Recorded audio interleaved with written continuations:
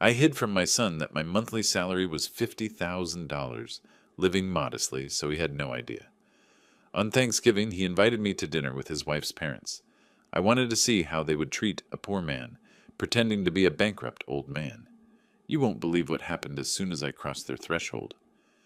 Before we continue, please subscribe to the channel and write in the comments what time it is where you are now. The tea kettle whistled as my phone buzzed on the kitchen counter. I set down the audit report I'd been reviewing and glanced at the screen. Seth, I picked up. So yeah, anyway, Dad? His voice came through mid-complaint, like I'd interrupted his real conversation. Beulah's parents want you to come for Thanksgiving dinner, at their place, Thursday at 6. I wrapped my fingers around the warm mug. That's kind of them. I'd be happy to come. A pause. Seth hadn't expected easy agreement. Right. Well, good. Through the phone, I heard the familiar sounds of my own house, the house I'd bought 23 years ago, the house where Seth and Beulah had lived rent-free for 8 years, while saving up. The television murmured in the background. Seth cleared his throat. So we found this house in Beaverton, he continued, his tone shifting to that particular flavor of stress I recognized. Perfect size, good neighborhood, 800,000. Problem is the down payment. We're short about 160,000. Banks these days, you know. I looked around my modest apartment. One bedroom, clean but sparse. Furniture from second-hand stores, strategically chosen. That's a significant amount. Yeah, well, Seth's voice carried a shrug. Not like you'd have that kind of cash lying around anyway. My jaw tightened. I said nothing. Then Beulah's voice cut through. Not meant for me, but loud enough. Just tell the old man we need money. Wait, never mind. He's probably living on Social Security or something. Seth didn't defend me, didn't pause. So anyway, Dad, you'll come Thursday? 6 o'clock sharp? I closed my eyes briefly. Government Accountability Office, Senior Auditor. 50,000 monthly salary. Portfolio worth 2.3 million. The numbers ran through my mind like they did every time I reviewed my quarterly statements. 20 years ago, I'd made a choice. Raise Seth without the cushion of wealth. Let him build character. Learn self-reliance. Watch him become a man who earned his way. The irony burned. I'll be there, Seth. Should I bring anything? Just yourself. Don't worry about it. A pause, then. Actually, maybe don't park on the street. The Bakers have a nice neighborhood. Park around the corner or something. I opened my eyes, stared at my reflection in the darkened window overlooking Portland's downtown streets.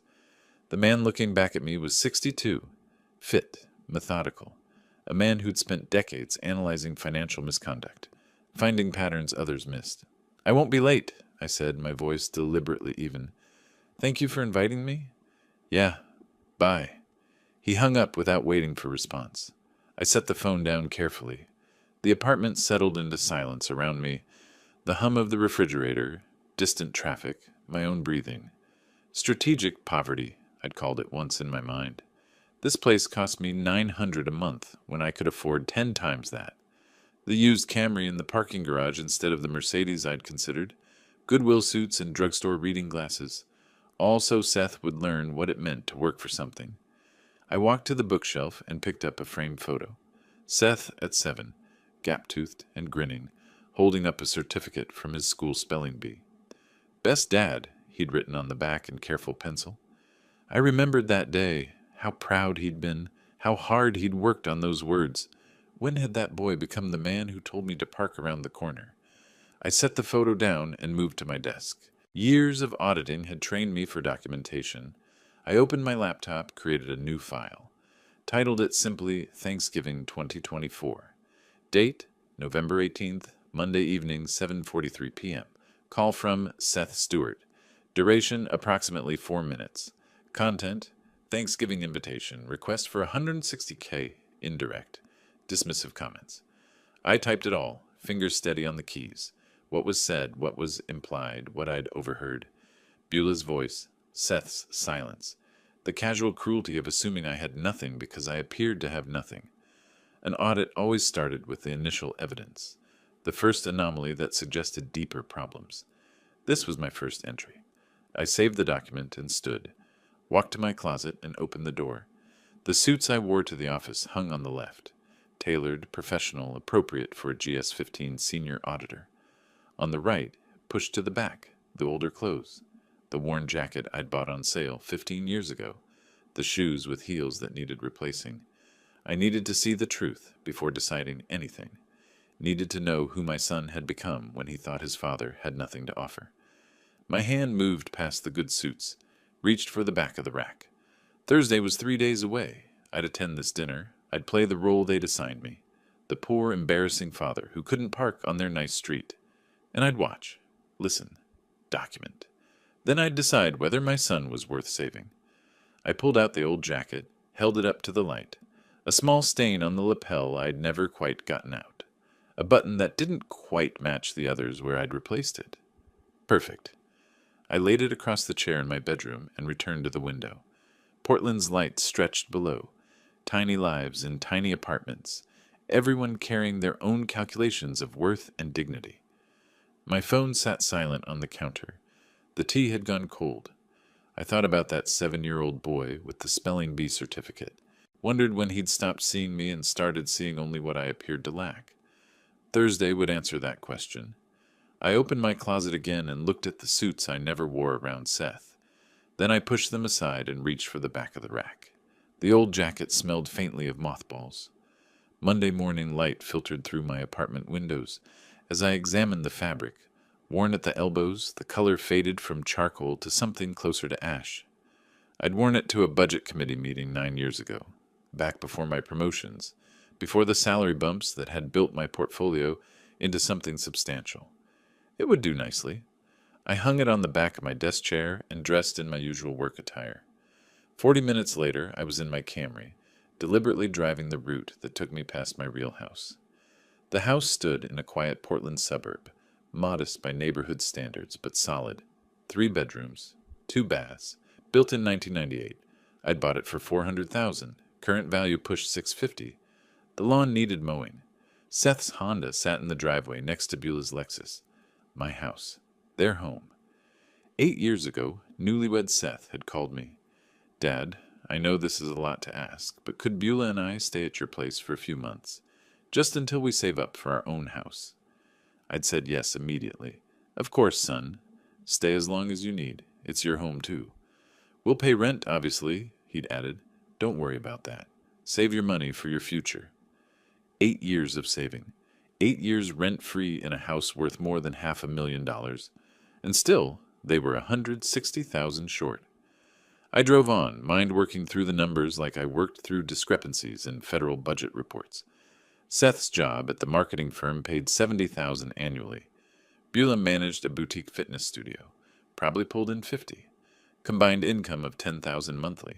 0 rent, 0 mortgage. 8 years meant $960,000 had flowed through their accounts.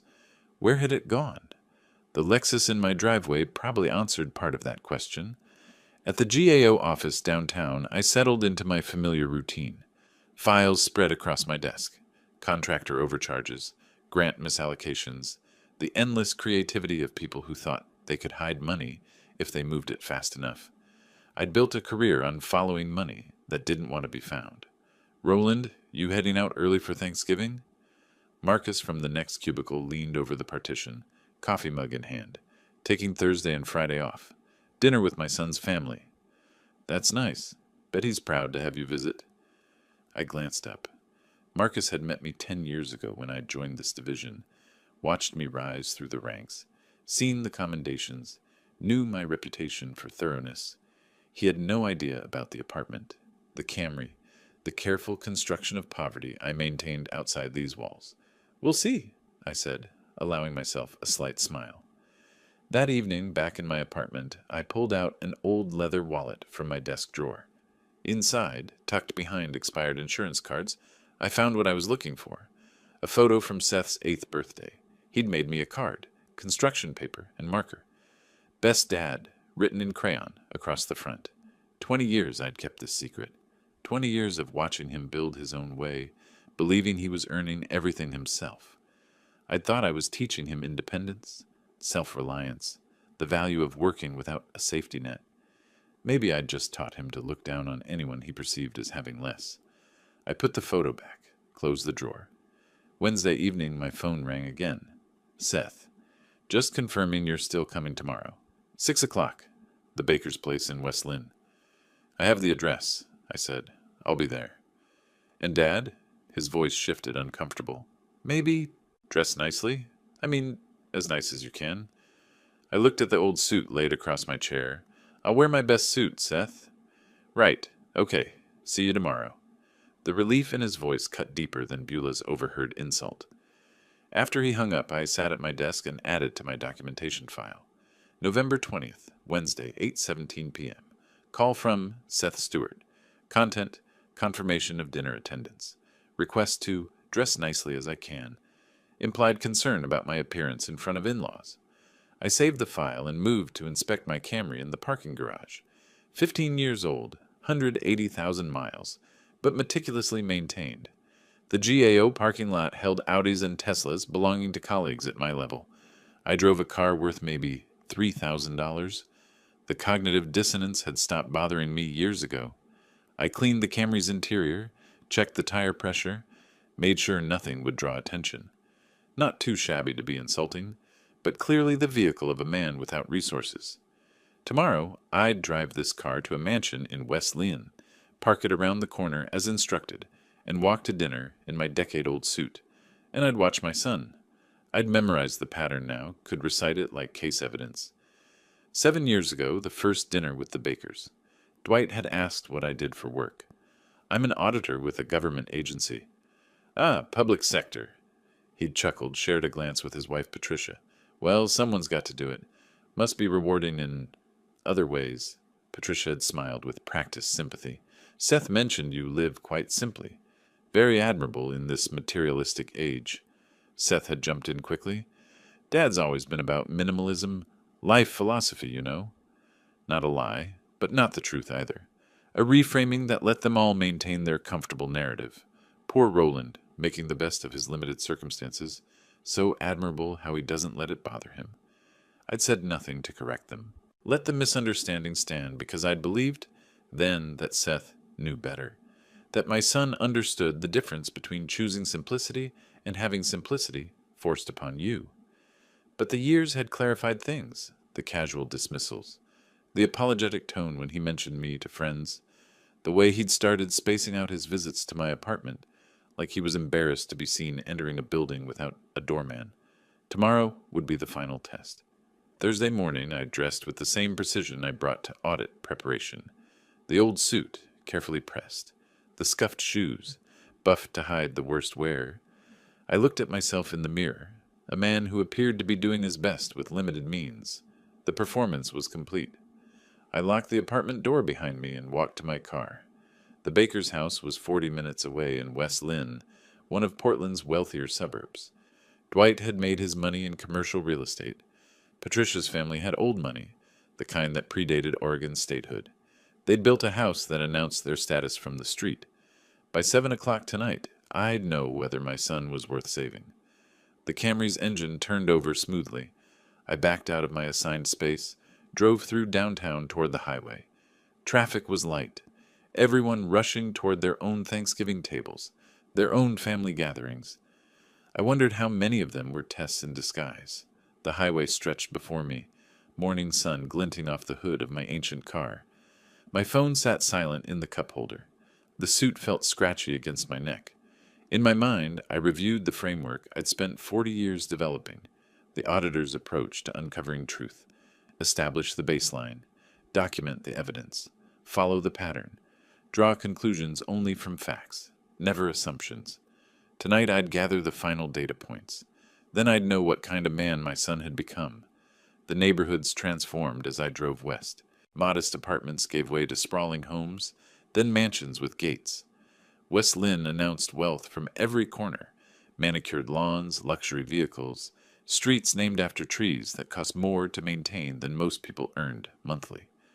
The Baker estate sat on a corner lot, imposing even by local standards. 2.5 million, I estimated from the footprint and location. Circular driveway, 3-car garage, European landscaping. A black Mercedes occupied the drive next to a pearl-white Lexus SUV. I parked my Camry on the street, 2 houses down, as Seth had suggested. In the rearview mirror, I straightened my worn tie. The store-bought pumpkin pie sat on the passenger seat, $7 at the supermarket. I picked it up and walked toward the house. A curtain moved in the front window. Someone watching. Seth appeared in the doorway before I reached it, his expression tight. "Dad, you made it." Traffic was light. I held up the pie. "I brought dessert." He glanced at the plastic container, then away. "That's, thoughtful. Come in." Dwight Baker filled the doorway behind Seth. 65, silver hair, expensive casual wear that probably cost more than my entire outfit. His smile was practiced, professional, the kind perfected over decades of sales. "Roland, come in, come in." His handshake was firm, territorial. "Still driving that old Toyota? They really do last forever, don't they? Japanese engineering. It serves its purpose." Patricia appeared beside her husband, blonde and polished, jewelry catching the light. "How practical. Seth says you've always been about practicality." Beulah stood behind them, her face rigid with something between embarrassment and contempt. "More like necessity, Mom." They ushered me into a living room that belonged in a magazine. Vaulted ceilings, contemporary furniture, artwork that looked original, everything positioned to impress. Dwight gestured to a leather chair in the corner, away from the main seating area. "Drink? I've got excellent scotch. Or maybe something simpler." "Water is fine? Water it is." He poured himself 3 fingers of amber liquid from a crystal decanter. "So, Roland, government work. You're at some agency downtown?" "The Government Accountability Office. I audit federal spending." Dwight laughed, a booming sound that demanded attention. "Ah, a bureaucrat. Well, someone has to do it, I suppose. The pay must be adequate?" "It meets my needs." Patricia settled onto the sofa, crossing her legs. "Such important work, I'm sure. Public service is so admirable when people don't have other options." I sipped my water, said nothing. Seth sat beside Beulah on the love seat, his posture rigid, avoiding my gaze. "Tell me," Dwight continued, swirling his scotch, "what happened? You must have had ambitions when you were younger. Plans for something more?" "I chose my path deliberately." "Interesting choice." His tone suggested otherwise. "I went the opposite direction. Started selling cars at 22, owned my first dealership at 30. Now I've got 3. $1 million revenue stream. Different philosophies, I suppose." Dinner was served in a dining room with a table that could seat 12. The meal was catered. Turkey carved by someone who wasn't Patricia. Sides and warming dishes. Wine that probably cost more per bottle than my monthly electric bill. They'd placed me at the far end, a cheap folding chair brought in to accommodate the extra guest. My store-bought pie sat on the sideboard, ignored beside an elaborate selection of professional desserts. Dwight dominated the conversation, gesturing with his fork, refilling his own glass repeatedly. "Just closed the deal on my 3rd dealership last month. Seth, you really should come work for me. Real money in automotive sales. Not like that tech stuff." "I'm doing okay in tech, Dwight." Patricia dabbed her lips with a linen napkin. "Better than some family examples, certainly." She glanced at me, her meaning clear. "Seth has always been capable," I said quietly. Beulah's fork clinked against her plate. "Capable, but held back. Some people inherit advantages. Seth had to build everything himself." The irony would have been funny if it weren't so painful. Seth had inherited a house, 8 years rent-free, every advantage I could provide without revealing my resources. And still, they believed this narrative. "Must be difficult," Patricia continued, "making ends meet on a government salary. Do you have savings? Retirement accounts?" "I'm adequately prepared." Dwight leaned forward, "but not enough to help with major expenses, I'd imagine. Seth mentioned you two found a house. 800,000. Beautiful area, Beaverton. You need what? 160 for the down payment?" Seth nodded. "Yes, sir. We're working on it." "What about family help?" Dwight turned to me. "Roland, can you contribute?" The moment crystallized. I felt Seth's eyes on me, waiting for me to confirm what he'd already told them, that I had nothing to offer. "That's a significant sum," I said. "That's what I thought." Dwight's smile was triumphant. "No offense, but government work doesn't exactly build wealth, does it? Can't squeeze blood from a stone." Seth sat silent. Not a word in my defense. Not even a token protest against Dwight's condescension. Beulah set down her wine glass. We've learned to be realistic about what's possible from different sources. Well then, Dwight stood, walked to Seth's chair, placed a hand on his shoulder. Tell you what, Patricia and I will provide the $160,000. Down payment. Gift from us. Can't have our daughter wait on forever for help that clearly isn't coming from elsewhere. Seth's face transformed. Dwight, that's incredibly generous. Thank you. Beulah rose to hug her father. Thank you, Daddy. This is why I'm grateful for real family support. Patricia beamed. Some families help their children succeed. That's what parents do when they're able. I watched my son accept another man as his benefactor. Watched him show more gratitude to Dwight in 30 seconds than he'd shown me in 8 years. The Camry insult, the parking instruction, the cheap chair at the end of the table, all of it I could have forgiven. But not this silence, not this acceptance of my humiliation without a single word of defense. That's very generous of you both, I said, my tone perfectly neutral. We moved through dessert, their elaborate pastries, not my pie. Conversation continued around me like I was furniture. Dwight's business successes, Patricia's charity board, Beulah's boutique studio expansion plans. Seth contributed enthusiastically, animated in ways I rarely saw anymore. At 9 o'clock, I stood. Thank you for the meal. I should be going. Dwight barely looked up. Early night? Well, long drive back to... Where are you living these days? Downtown. Small place. Cozy, I'm sure. Patricia's smile was dismissive. Good night, Roland. Seth rose halfway, then settled back. Bye, Dad. Not, let me walk you out. Not drive safely. Just a quick dismissal, eager to return to his real family. Goodbye, Seth. I paused at the doorway. Enjoy your new house. I walked to my Camry alone. No one accompanied me. No one watched from the window. I sat in the driver's seat, key in the ignition, but not turning it. My hands were steady, my breathing even. The auditor in me was already organizing the evening into categories, documenting evidence, building the case file. 8 years rent-free in my house. Tonight's complete betrayal. Dwight's hand on Seth's shoulder, claiming him.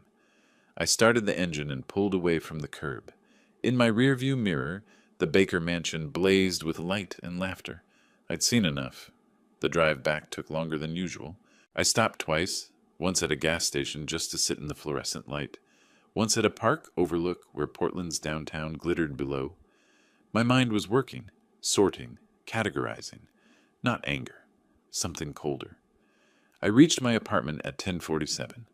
The building was quiet, most residents already asleep. I unlocked my door, set my keys in the bowl by the entrance, and moved directly to my desk. Documentation first, always. I opened my laptop and pulled up the file I'd started Monday. Added a new entry. November 21st, Thursday, 6:00 p.m., 9:00 p.m. Location, Baker Residence, West Lynn. Present, Dwight Baker, Patricia Baker, Seth Stewart, Beulah Stewart, Roland Stewart. I typed everything. Dwight's comments about my car, Patricia's questions about my finances, Beulah's contempt, Seth's silence, the down payment offer, Seth's gratitude, not to me, never to me, but to the man who'd spent the evening systematically diminishing everything I was. The words filled 3 pages, clinical, precise, the way I'd write an audit report on financial malfeasance. When I finished, it was past midnight. I saved the document, backed it up to 3 separate drives, then sat back in my chair. 20 years of deliberately living beneath my means, teaching Seth independence. 8 years of free housing while he saved nothing. Tonight's complete betrayal. I pulled up my financial management software. Government Accountability Office salary. $50,000 monthly. 23 years at this level. 20 more before that at lower grades. Total career earnings over 40 years. Conservatively managed. Checking account. $127,000 savings accounts. 4 $18,000 investment portfolio. 1,987,000 401k retirement. $845,000 total liquid assets. $307,000. The house where Seth lived, rent-free. $650,000 current value. Mortgage paid off 12 years ago. Total assets. $427,000. I stared at the numbers. $4 million my son thought didn't exist. $4 million that could have prevented tonight's humiliation with a single sentence. But I'd wanted to know who he really was. Now I did. Friday morning arrived with gray rain. I made coffee, sat at my kitchen table, and opened my laptop again. First search. Oregon inheritance law. Disinheritance children. The results were clear. Oregon allowed complete disinheritance. No requirement to leave anything to adult children. A properly executed will with explicit language would suffice. Second search. Oregon eviction law. Family members. More complex. 30 days notice minimum. Legal occupation for 8 years might create complications. I'd need an attorney. Third search. Transfer on death deed Oregon. Perfect. A TOD deed would transfer property ownership upon my death directly to named beneficiaries, bypassing probate. Could be revoked or changed anytime while I lived. Seth wouldn't inherit the house automatically. I could name anyone, any organization, any charity. He'd have nothing. I spent the afternoon organizing documents, property deed, tax records, financial statements, the 8 years of documentation showing Seth had lived rent-free, paying zero toward the mortgage, utilities, maintenance. His income tax returns I'd helped him file until 3 years ago, showing his substantial earnings. The rain intensified. I made lunch, barely tasted it, returned to my laptop. By evening I had the framework. Two-pronged approach, both legally sound. 1. New will, explicitly disinheriting Seth with clear language explaining why. Everything to charity, perhaps organizations supporting foster children or educational opportunities for underprivileged youth, kids who actually needed help, unlike my son who'd squandered 8 years of advantages. 2. Transfer on death deed for the house, also to charity, or perhaps sold with proceeds to charity. Seth would need to vacate within 30 days of my death. But first, I needed him out while I was still alive. Saturday morning, I dressed casually and drove past my house. Seth's Honda was in the driveway, Beulah's Lexus beside it, lights on in the kitchen. They were home, probably discussing their new house, celebrating Dwight's generosity. My house. My equity. My gift turned into a weapon against me. I drove back to my apartment and made a phone call to a colleague who'd gone through a messy divorce. Marcus, it's Roland. I need an attorney recommendation. Real estate and inheritance law. Everything okay? Just planning ahead. Someone thorough. Vernon Price. He handled my property settlement. Doesn't mess around. Want his number? I wrote it down, thanked him, and opened my email. Vernon Price's website was professional. 40 years experience, estate planning, property law, complex family situations, office in downtown Portland, walking distance from my apartment. I drafted the email carefully. Subject: consultation request. Estate planning and property matter. Mr. Price, I am seeking legal counsel regarding estate planning and a property matter involving family occupation. I am a 64-year-old federal employee with substantial assets and real property. I need to execute a comprehensive will, establish a transfer on death deed, and address the current occupation of my primary residence by family members. I have documentation prepared and am ready to proceed quickly. Please advise your availability for an initial consultation. Regards, Roland Stewart. I read it twice, checked for typos, and hit send. The email departed with a quiet sound. I sat back in my chair, coffee cooling beside me on the desk. Outside my window, Portland moved through its Saturday routine. People shopping, eating, living their ordinary lives. I'd spent 40 years building financial security, 20 years hiding it to teach my son independence, 8 years providing free housing while he saved nothing and learned to despise me for appearing to have nothing. Last night, he'd sat silent while another man paid for his future. This morning, I'd started the process of removing every advantage I'd ever given him. My phone sat quiet on the desk. Seth hadn't called, hadn't texted, probably didn't even think about how I'd gotten home, whether I was hurt, whether I'd eaten anything beyond the dinner I'd barely touched. I opened my financial software again, looked at the numbers one more time. $4 million. 40 years of careful planning. None of it would ever reach Seth. I pulled up the file with my documentation. 3 parts now, chronological, detailed, damning. Printed it, 3 copies.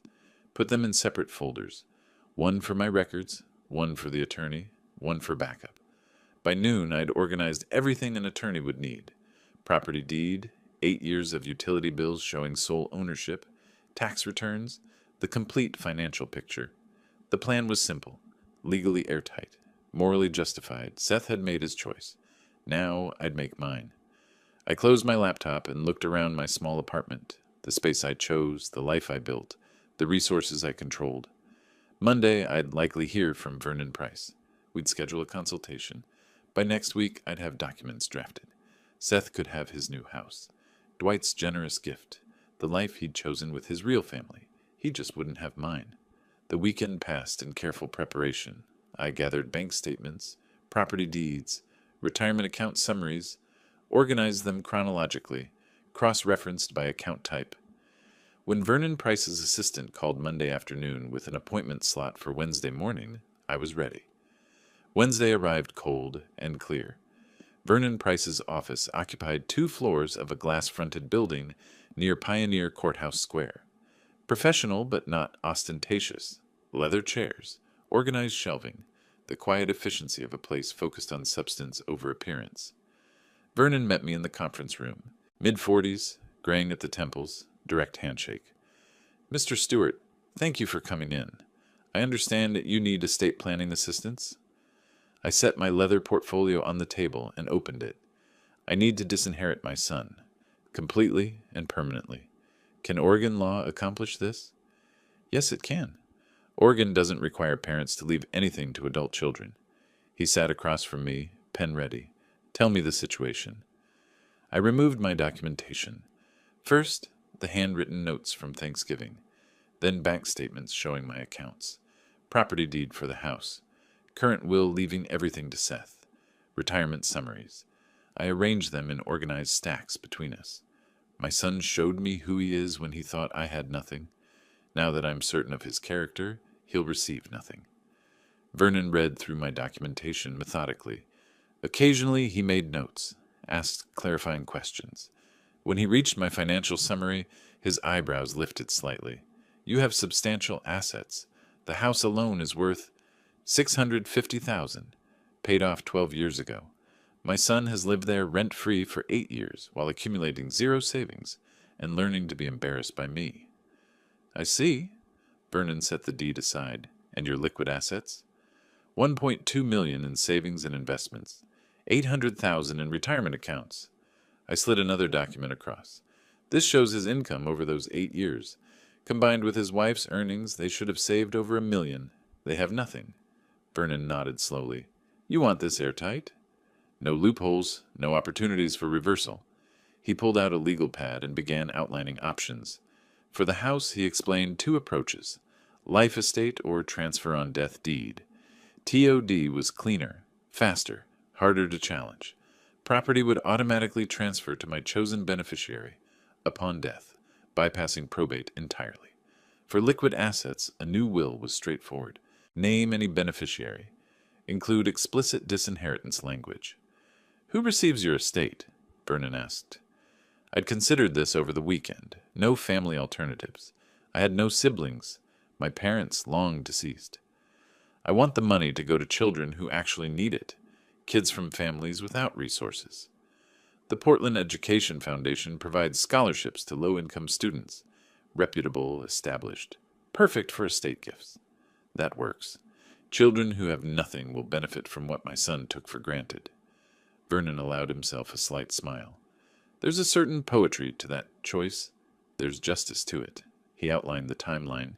Draft new will, 1 week. Prepare TOD deed, 1 week. Notarization required with Joyce Hartman, a reputable notary in the building. Property appraisal recommended with Kevin Murphy, licensed appraiser. Total timeline, 2 weeks to complete all documents. Once executed, Vernon emphasized, these documents are extremely difficult to challenge. Your federal position proves competence, but I recommend additional documentation. Dates, conversations, reasons for disinheritance. Also, consider a cognitive assessment from your physician. Creates medical record of competence at signing. I nodded. My annual federal employee health assessments are current. All normal, no cognitive issues. Perfect. Bring those records to the signing. Over the next 2 weeks, I became intimately familiar with the process. Vernon sent drafts for review. I read each page carefully, my years of analyzing complex federal documents serving me well. I requested specific language changes, clarifications, additional provisions. The property appraisal required coordination. I called Seth on a Tuesday evening. Seth, I'm having the house appraised next Tuesday. The appraiser will need access. Appraised? Why? Insurance purposes.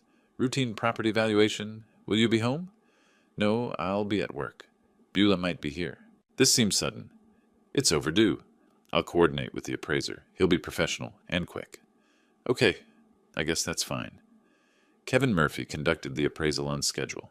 I accompanied him. It was my property, after all. Seth wasn't home.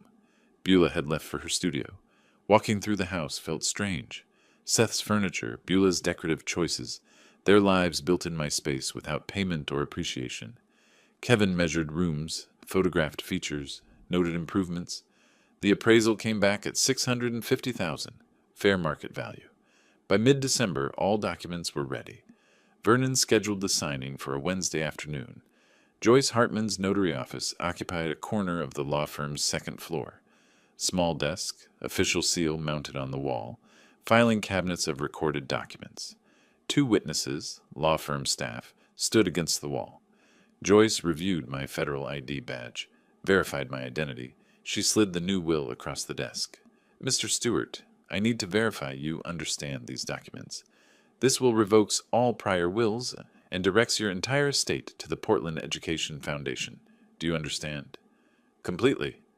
And this deed transfers your property to the same foundation upon your death. Your son, currently residing there, is not a beneficiary. You understand this? I do. That's my intention. Very well. Please sign here, here, and initial here. I signed with deliberate strokes. The pen moved smoothly across the pages, then the TOD deed. Joyce applied her seal. The stamp made a definitive sound that echoed in the quiet room. She handed me the documents. These are now in effect. The TOD deed needs county recording. The next morning, I personally walked the recorded TOD deed to the Multnomah County Recording Office. I wanted to see it entered into public record myself. The clerk processed it efficiently, provided a stamped copy with the official recording number. I held the document, read the stamp. Real now, permanent, the house would never be Seth's. That afternoon, I returned to Vernon's office for our final meeting. All documents are executed and recorded, he confirmed. Your estate plan is now in effect. When do you plan to inform your son? Soon, after the holidays. I want him to enjoy one more Christmas, believing he's getting millions. Vernon leaned back in his chair. That's actually remarkably restrained. Most clients in your situation act immediately. I'm not acting from rage. I'm acting from certainty. A few more weeks won't change anything. He nodded. Call if you need anything. And, Mr. Stewart, you've done this correctly. The documentation is thorough. The legal foundation solid. I left his office carrying copies of every document. The originals were filed in Vernon's secure storage, with additional copies in my apartment safe. Christmas came and went. Seth sent a brief text. Generic holiday wishes. Nothing personal. No invitation to celebrate together. No acknowledgement of the Thanksgiving that had changed everything. I spent Christmas Day organizing my files, reviewing my documentation, preparing for what came next. By early January, I was ready. I texted Seth in early January. Brief, neutral. Need to speak with you. Coffee Wednesday afternoon, downtown caf, on 3rd. His response came hours later. Sure, what's this about? Better in person? Wednesday arrived gray with rain. I reached the caf. First, selected a corner table near the window. Ordered black coffee. Watched the street until Seth appeared, walking quickly. Shoulders hunched against the weather. He sat across from me, confusion evident. What's going on? You sounded serious.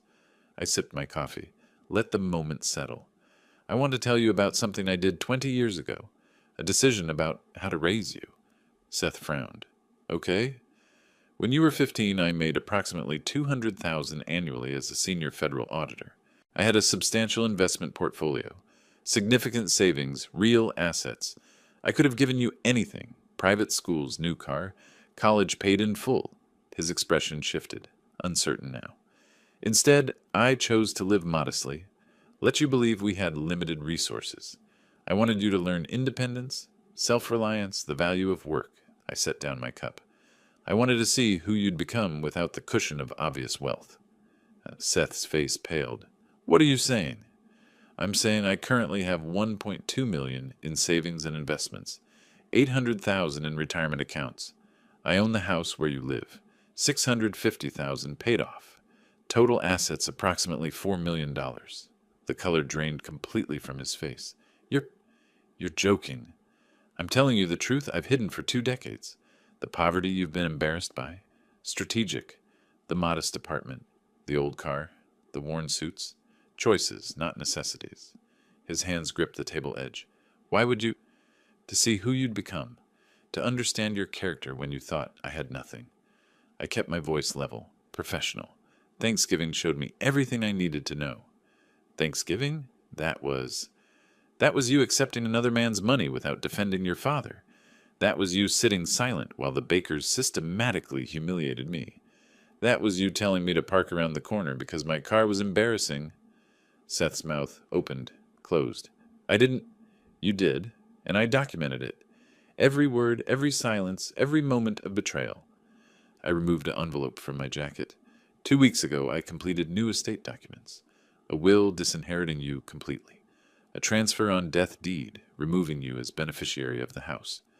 Everything goes to the Portland Education Foundation, scholarships for children from low-income families. I slid the envelope across. These are copies. The originals are executed, notarized, and recorded with Multnomah County. Legally binding. Seth stared at the envelope like it contained poison. You can't. I can. Oregon law allows complete disinheritance of adult children. Vernon Price, my attorney, ensured everything is legally airtight. You showed me who you are, Seth. Now you'll receive the inheritance you've earned. Nothing. His hand shook as he opened the envelope, scanned the documents. His face transformed. Shock, disbelief, dawning horror. This is because of Thanksgiving? Because I didn't defend you enough? That's insane. It's because of 8 years rent-free in my house. Because of every dismissive comment, every embarrassed glance, every moment you treated me like a failure. Thanksgiving wasn't the cause. It was the confirmation. Dad, please. I've lived in a $900 apartment while you enjoyed $650,000 of my equity. I've driven a 15-year-old Camry while you and Beulah accumulated nothing, despite combined income exceeding $1 million over 8 years. You had every advantage and learned only contempt. Seth's breathing quickened. I didn't know. How could I know if you never told me? Your ignorance of my resources doesn't excuse your treatment of who you thought I was. You accepted Dwight's money over having any relationship with a father you believed was poor. That tells me everything about your values. I can change. You're 62 years old, Seth. I'm 32. The slip registered. Wrong generation. I was 64. Seth was 32. The stress was affecting my precision. You're 32, I corrected. Old enough to know better. Old enough to have shown basic respect, regardless of my perceived finances. He pushed back from the table, stood, sat again. His phone buzzed. He ignored it. It buzzed again. I need to... He answered it. Not now, Beulah. Her voice carried across the table, shrill and demanding. I couldn't make out words, but the tone was clear. Seth's expression crumbled. He just told me he's got $4 million. No, I didn't know. Of course I didn't. He listened, his face reddening. He already did it. Legal documents, recorded everything. Another pause. I don't know. Let me... She was screaming now. Actual screaming. Seth pulled the phone from his ear, wincing. I need to go home, he said finally. We need to talk about this. There's nothing to discuss. The documents are filed. My decision is final. Beulah's parents, Dwight knows lawyers. Let him hire them. Vernon Price specializes in estate law. Every document was prepared to withstand challenge. You can spend your savings on legal fees if you want. You'll lose. Seth stood, swaying slightly. How can you do this? I'm your son. And you showed me exactly what that means to you. I stood as well, straightened my coat. The house is mine. The money is mine. None of it was ever yours, despite 8 years of free living and a lifetime of expectations. You made your choices. Now, live with them. I left the cafe. While he was still standing there, the documents scattered across the table, his phone pressed to his ear and Beulah's voice cutting through the space between us. In my car, I sat for a moment before starting the engine. Across the street, through the cafe window, I could see Seth collapse back into his chair, head in his hands. I started the Camry and pulled into traffic. The first blow had landed. Now I'd wait to see how they'd respond. 10 days passed after the cafe meeting. I returned to my routine. Work, home, the quiet rhythm of my life. Seth called twice. I didn't answer. Then the certified letter arrived, requiring my signature. I knew what it was before I opened it. The postal worker waited while I signed the electronic pad. I thanked her, closed the door, and sat at my kitchen table. The envelope was thick, formal, bearing the letterhead of Harrison & Cole, a prominent Portland law firm known for aggressive litigation. I used a letter opener rather than tearing the envelope. Inside, 12 pages of legal filing. Seth Stewart, plaintiff, versus Roland Stewart, defendant. Contest of last will and testament. Claims of diminished capacity, undue influence, emotional instability evidenced by sudden disinheritance of only child. I photographed each page with my phone, then called Vernon Price. "They've filed," I said when he answered. "Expected? Can you come in tomorrow morning?" The next day, Vernon spread the filing across his conference table. He read it completely, occasionally making notes, his expression unimpressed. "This is a Hail Mary pass," he said finally. "They're hoping to intimidate you into settlement. Oregon law is clear. Competent adults can disinherit anyone for any reason. You have medical records, employment records, documented reasoning. This won't succeed, but it will take time and energy.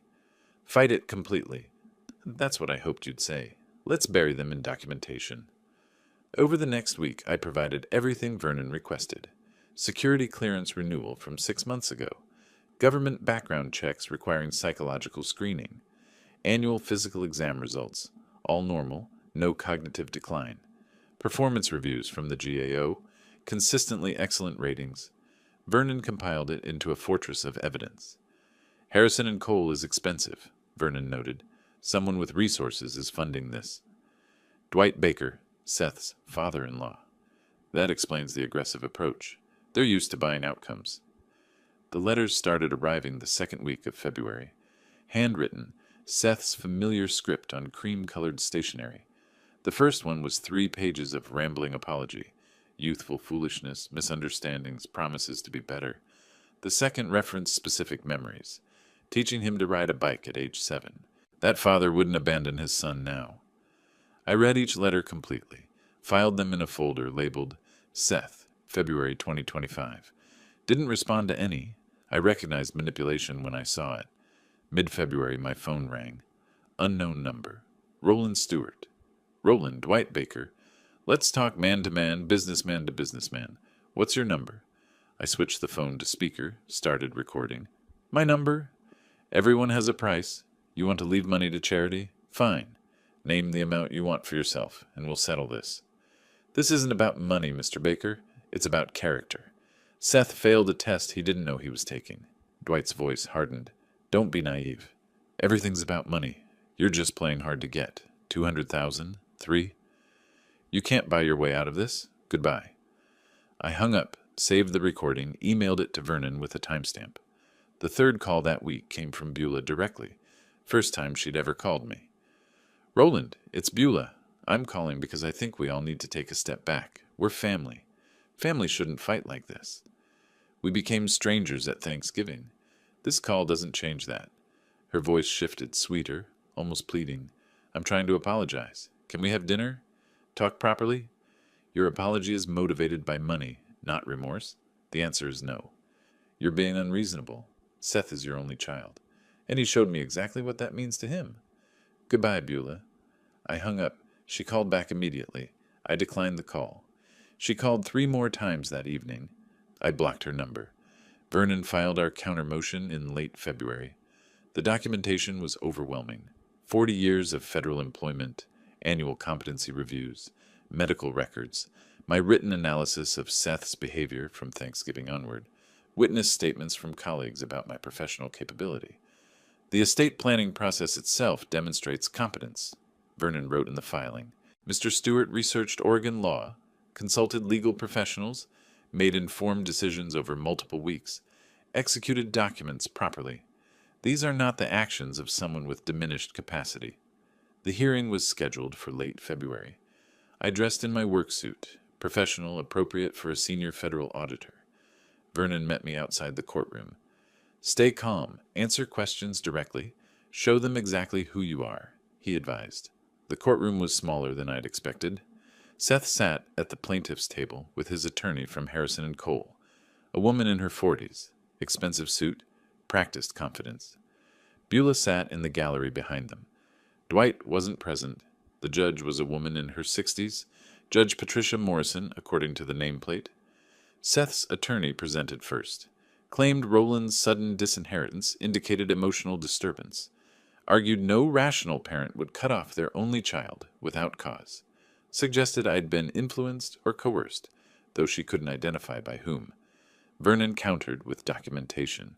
Passed my employment records to the judge. My security clearance renewal, requiring psychological screening, annual physicals, performance reviews, my handwritten notes from Thanksgiving, dated and detailed. Mr. Stewart is a senior federal auditor, Vernon stated. He passed a rigorous background check 6 months ago. He has documented his reasoning clearly. He planned this estate change methodically over months, consulting professionals, making informed decisions. This is textbook competence. Judge Morrison reviewed the materials, then looked at me. Mr. Stewart, you changed your will after 40 years. Can you explain this decision? I met her eyes, spoke clearly. Yes, Your Honor. I kept my financial status private to teach my son independence. At Thanksgiving, I learned how he treats people he believes have nothing. His character, when tested, was found wanting. This seems like a harsh response to a single dinner. It wasn't a single dinner, Your Honor.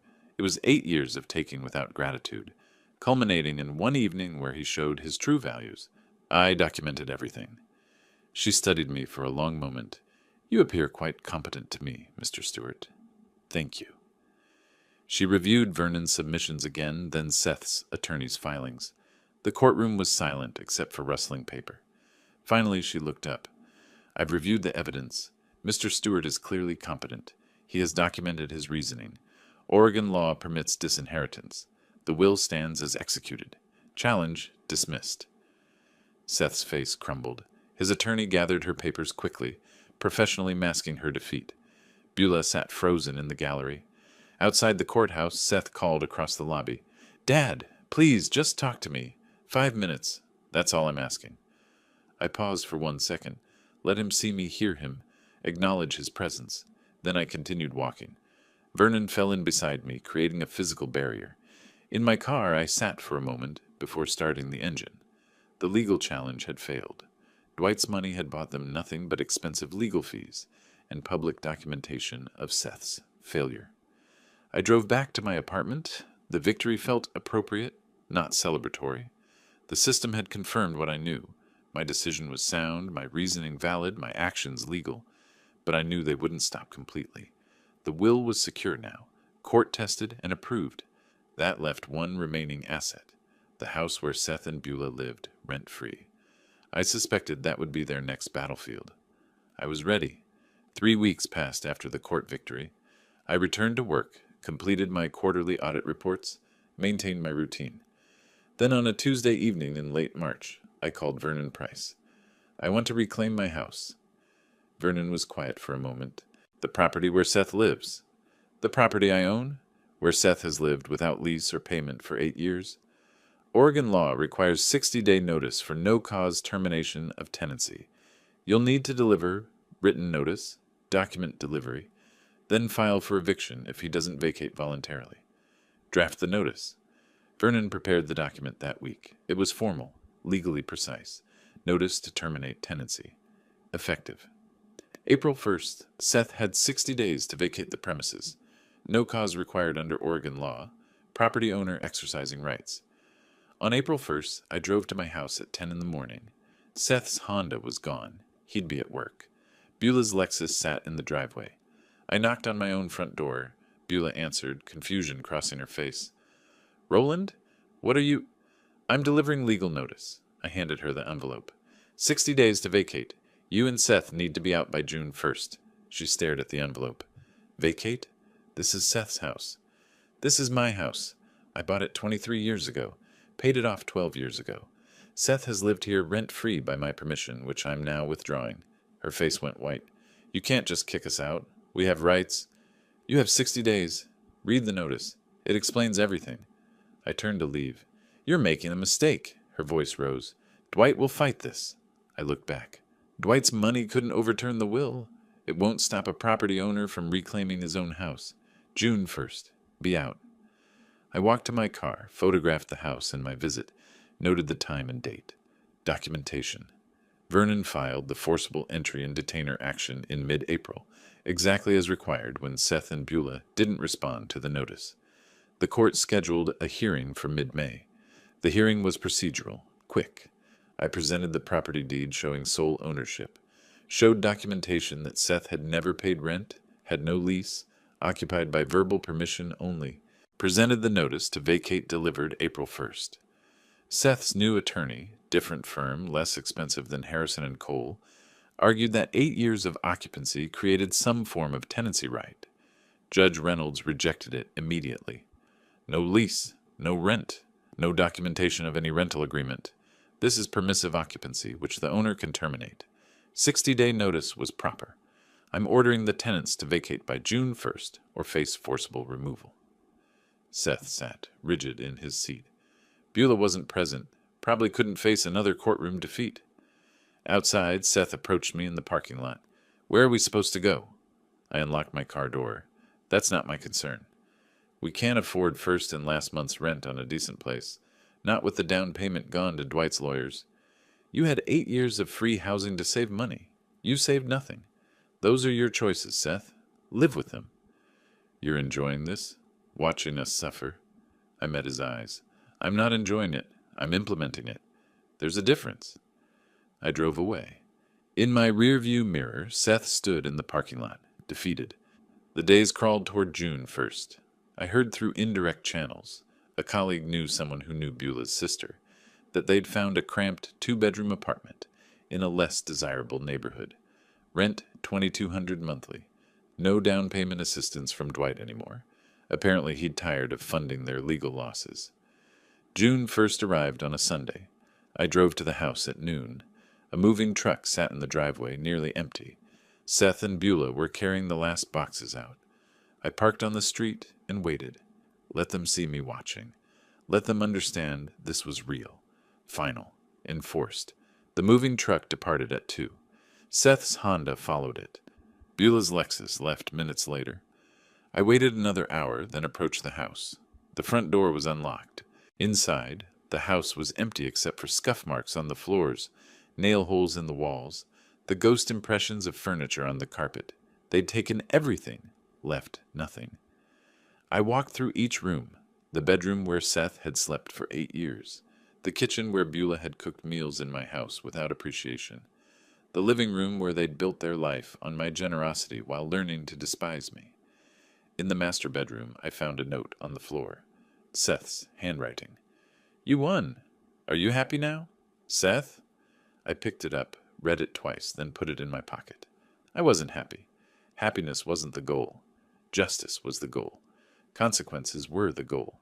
Teaching that free housing and inherited wealth weren't rights, but privileges that could be withdrawn. I locked all the doors, checked all the windows. The house was secure, empty, mine again. My phone buzzed. Text from Vernon. Confirm they're out. Property is yours. Well done. I stood on the front porch, keys in hand. 8 years of free housing ended with a court order. Seth had called it cruel. I called it consequences. Somewhere in Portland, Seth and Beulah were unpacking in whatever apartment they could afford on short notice. Dwight's money had dried up after 2 legal defeats. They'd have to manage on their own earnings now, pay their own rent, build their own security without a wealthy father-in-law or a generous father they'd learned too late to appreciate. I got in my car and drove back to my apartment. The house was mine again. The inheritance was secured. The legal battles were over. Seth had nothing left to take, nothing left to contest, nothing left to expect. I'd spent 20 years teaching him independence, 8 years giving him advantages, 3 months showing him consequences. The education was complete. 3 weeks passed after the eviction hearing. The June 1st deadline approached. I maintained my routine, waiting to see if Seth and Beulah would leave voluntarily or require sheriff enforcement. Then on a Tuesday evening in late May, my apartment buzzer rang. I wasn't expecting anyone. "Yes? Dad, it's me." Seth's voice came through the intercom, subdued. "Can I come up? Please. Just 10 minutes." I considered refusing, pressed the button instead. "Why?" "Because I need to talk to you. Face to face. Not through lawyers. Just us." I paused, then buzzed him up. Seth appeared at my door looking diminished. Worn clothing, tired eyes, shoulders curved inward. This wasn't the man from Thanksgiving. He stood in my doorway, not presuming entry. "You have 10 minutes." I stepped aside. He entered slowly, remained standing near the entrance. I crossed my arms, maintained distance. "We found an apartment," he began. $2,200 a month. It's small, but it's what we can afford now. Problem is, it's not ready until mid-June. We need 2 more weeks. You had 60 days. You chose to wait until the deadline approached. We were trying to find something better. Everything costs more than we expected. The legal fees from fighting you." He looked at his hands. "They wiped out our savings. Those were your choices. Poor financial planning doesn't obligate me to extend deadlines." Seth nodded slowly. "Dwight gave us $50,000, but he won't give more. He's furious about the court losses. He said you're too stubborn, and we're on our own now." I allowed myself a thin smile. He tried to buy a solution. When that failed, he withdrew support. Sounds familiar. Conditional assistance based on success. How does it feel being on the receiving end? "Point taken." Seth's voice was quiet. "What about Beulah? How's she handling this?"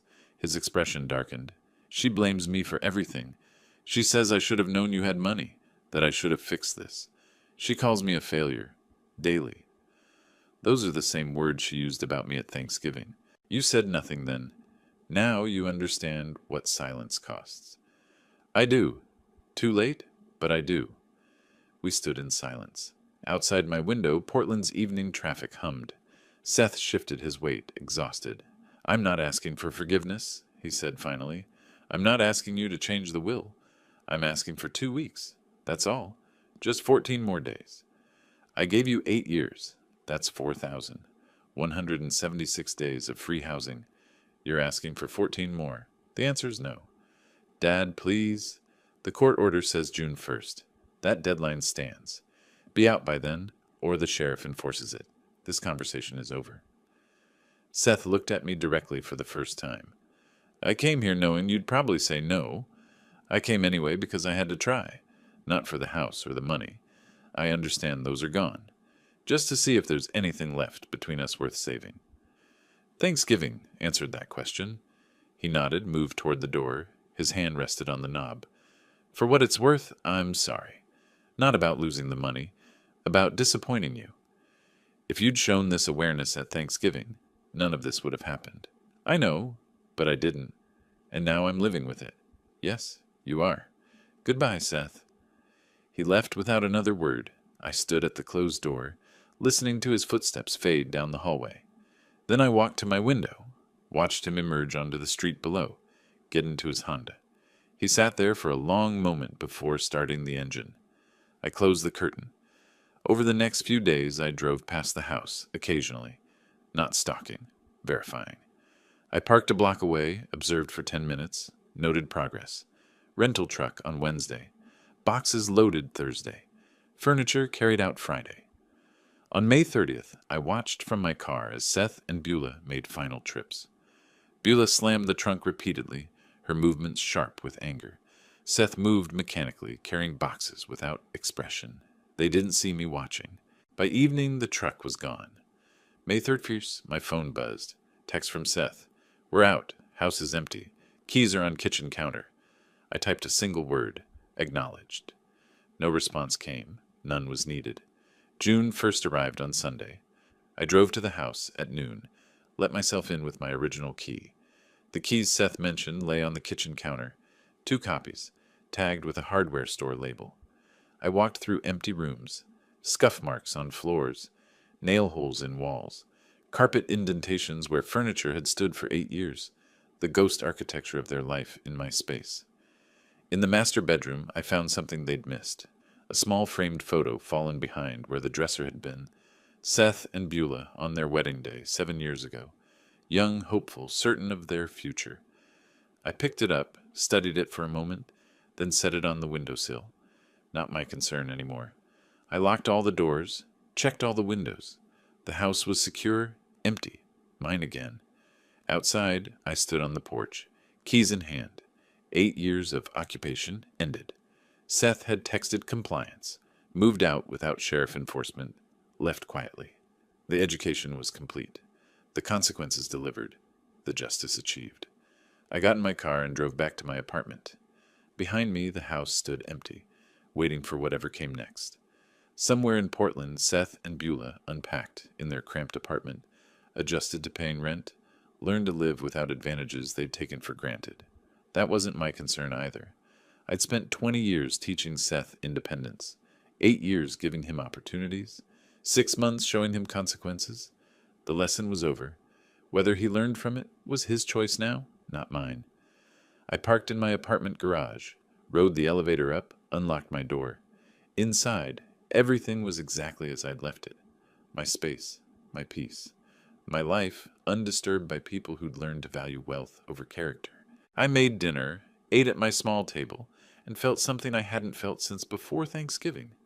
Satisfied, not happy, not triumphant, just finished. The story had reached its natural conclusion. June passed into July. I returned to my full work routine at the GAO, completed the quarterly audits I'd been managing, prepared reports for congressional oversight. My colleagues noticed nothing different about me. I was the same senior auditor I'd been for decades. Methodical, thorough, reliable. The house stood empty through June while I consulted with a real estate agent. Market value had held steady at $650,000. I listed it in early July, and it sold within 3 weeks. Cash buyer, no complications. Closing costs netted me $640,000. I never visited the house again after June 1st. The agent handled everything: inspections, repairs, staging, showings. When the sale closed in late July, I signed documents in Vernon Price's office, accepted the check, and completed the transaction without seeing the property. The money transferred to my account. $640,000 that would never reach Seth. I decided weeks earlier where it would go. The Portland Education Foundation occupied a modest office building in the Pearl District. I scheduled a meeting with their director, Margaret Chen, for early August. "Mr. Stewart, thank you for coming in." She shook my hand warmly. "Your donation inquiry was intriguing." I'd outlined my intention in the initial email. Now I explained fully. I'm donating the proceeds from a property sale, $640,000. I want it used for college scholarships for students from low-income families. Full 4-year funding for as many students as the amount allows. Margaret's expression shifted from professional interest to genuine surprise. "That's remarkably generous. May I ask what inspired this?" "I believe in giving opportunities to young people who'll appreciate them. Students who understand the value of education because they've had to fight for it." She nodded slowly. "We could fund approximately 15 full scholarships with this amount, 4 years each, tuition, books, basic living expenses at Oregon public universities. 15 lives changed. That's sufficient." We worked through the details over the next hour. The foundation would manage the scholarship selection and distribution. My name would remain confidential. No publicity, no recognition. The scholarships would be awarded based purely on need and merit. "Would you like updates on the recipients?" Margaret asked. "Many donors enjoy seeing the impact." "No. I trust your judgment in selecting deserving students. Beyond that, I don't need to know." She studied me curiously. "This is unusual. Most major donors want involvement or acknowledgement." "I'm not most donors. The money has a purpose now. That's acknowledgement enough." I signed the donation paperwork, transferred the funds, and left with a simple receipt. $640,000, redirected from a son who'd wasted advantages to 15 students who'd earned them. The letter arrived 3 weeks later. Formal acknowledgement from the foundation. 15 scholarships funded. Names withheld per my request, but brief descriptions included: first-generation college students, foster care survivors, children of single parents working multiple jobs, young people who understood struggle and valued opportunity. I read the letter once, filed it in my desk drawer, and didn't look at it again. September brought routine. Work, home, the quiet rhythm I preferred. I heard nothing from Seth. No calls, no texts, no letters. The silence was mutual and appropriate. Through indirect channels, I learned fragments. A colleague's friend knew Beulah's sister. Seth and Beulah were in their small apartment, marriage strained but intact. Seth still worked his tech job. Beulah still managed her fitness studio. They paid their rent, managed their bills, lived without safety nets or wealthy benefactors. They were learning what independence actually meant. I felt no satisfaction hearing this, no triumph, just confirmation that consequences were real and being faced. One afternoon in late September, I sat at my desk reviewing audit reports when Marcus stopped by my cubicle. "Roland, you seem different lately. More settled, maybe." I looked up from my computer. "Do I?" "Yeah, can't put my finger on it. But whatever was bothering you last year seems resolved. Some situations required attention. They've been addressed." He nodded, understanding I wouldn't elaborate. "Good for you, man. Life's too short to carry burdens we don't need." After he left, I considered his observation. Was I different? Perhaps. I'd removed toxic relationships, enforced boundaries, ensured my resources would serve worthy purposes. The weight of disappointed expectations was gone. I returned to my audit report. Numbers aligned, expenditures tracked, federal funds properly accounted for. The work I'd done for 40 years, the work that gave my life structure and meaning. That evening I made dinner in my small kitchen, ate at my small table, watched the news briefly, then read financial journals until bedtime. The same routine I'd maintained for decades, but cleaner now. No calls from Seth asking for favors. No performance of poverty to teach lessons. No waiting for character development that never came. Just my life, lived on my terms, by my values. The story people would tell, if anyone told it, would be simple. An auditor, 64 years old, had made decisions about his estate. Those decisions were executed legally, upheld by courts, and resulted in charitable contributions benefiting deserving youth. Clean, professional, principled. The story Seth would tell, if he told it, would be different. But that narrative wasn't mine to control or concern myself with. I'd given him 20 years of hidden advantages, 8 years of free housing, multiple chances to demonstrate character. He'd shown me who he was. I'd responded accordingly. The scales were balanced, the accounts settled, the audit complete. October arrived with early rain. I walked to work when weather permitted, drove when it didn't, maintained my routine. The house was someone else's home now. My will was filed with Vernon Price, legally sound, court-tested. 15 students would begin college next fall with full funding. Everything I'd intended to accomplish was done. I closed my laptop one evening, having finished the day's work from home. Outside my window, Portland's lights sparkled in the damp darkness. Somewhere in this city, my son struggled with consequences he'd earned. Somewhere else, 15 young people prepared for opportunities they'd been given. I felt no need to know more than that. Tomorrow would bring more audits, more reports, more routine. That was exactly what I wanted. The story was over. The justice was done. The rest was simply living. If you like this story, please like this video, subscribe to the channel, and share your impressions of this story in the comments. To listen to the next story, click on the box on the left. Thank you for watching.